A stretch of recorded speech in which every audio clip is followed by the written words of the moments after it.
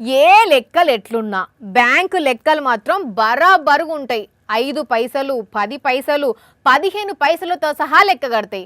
నీకు ఇవ్వాలంటే అవే పైసలను పక్కాగా ఇచ్చేస్తాయి. నీ దగ్గర నుంచి రాబట్టుకోవాలంటే పక్కాగా లెక్కతో సహా తీసుకుంటాయి. అసలు బ్యాంకుల దగ్గర జిమ్మిక్కులు అనేటియే నడవేవుల్లా, బ్యాంకులతోని మామూలుగా ఉండదు కదా. అయితే ఇక్కడ బ్యాంకులో మాత్రం ఏమైందంటే ఏమైంది, బ్యాంక్ అంటే అట్లా ఇట్లా అని చెప్తిరి, వీళ్ళేమో బ్యాంకు న్యాయం చేయాలి, మా బంగారం మాకు ఇయ్యాలని ధర్నా చేస్తున్నారు. మళ్ళా తక్కువ మంది లేరు, 100 మంది జమ అయినరు, పోలీసులు వచ్చిండ్రు, బ్యాంక్ వాళ్ళు కూడా బయటకు వచ్చిండ్రు. ఇంతకు విషయం ఏంటంటే ఈ అన్న చెప్తాడు ఇనుండ్రి. తాకట్టు పెట్టి లోన్ తీసుకోవడం జరిగింది.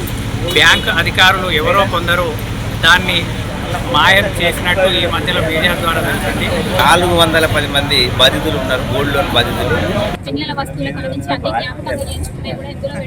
ఊష్ణి అన్యాలం పాడుగాను ఇన్న అరుల్లా ఎంత పనైందో.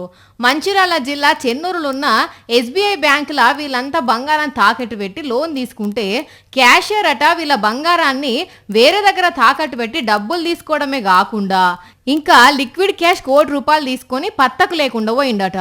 ఆడిటింగ్లు అంతా బయటపడి విషయం అందరికి తెలిసేసరికి మా బంగారం మాకు కావాలి, న్యాయం చేయాలి, పిల్లల పేరు మీద కొనుక్కున్న బంగారం ఉన్నది, అత్తగారు పెట్టిన బంగారం ఉన్నది, మమ్మల్ని అన్యాయం చేయొద్దని అంటున్నారు.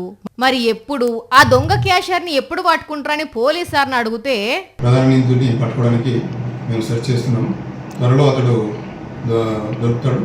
కన్సూషన్ రానుల్లా క్యాషియర్ ఖతర్నాక్ తెలివి ఎట్లున్నదో, ఏకంగా ఖాతాదారుల సొమ్ముని వేరే దగ్గర పెట్టి డబ్బులు తీసుకోవడమే కాకుండా ₹1 క్యాష్తోనే బయటకు జంప్ అయిందంటే ఏ సోంటి మోతెవరో అర్థం చేసుకోండ్రి.